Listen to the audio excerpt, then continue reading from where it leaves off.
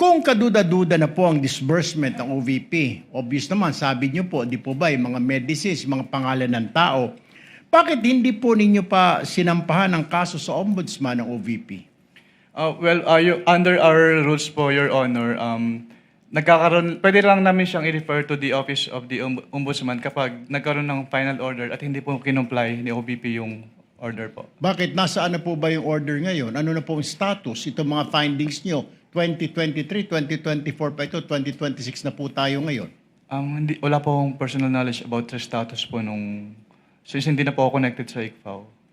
Okay, so dahil hindi ka na connected sa ICFAO, so wala ka ng pakialam kung ano na nangyari sa kaso na hinawakan mo. Is this Hindi correct? naman po sa wala akong pakialam, pero yung mga ganyang bagay po kasi ay confidential na hindi naman ina-announce sa buong COA po.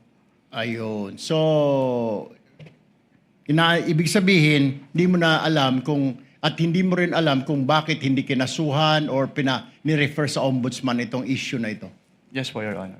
Thank you very much, Mr. Presiding Officer. Thank you.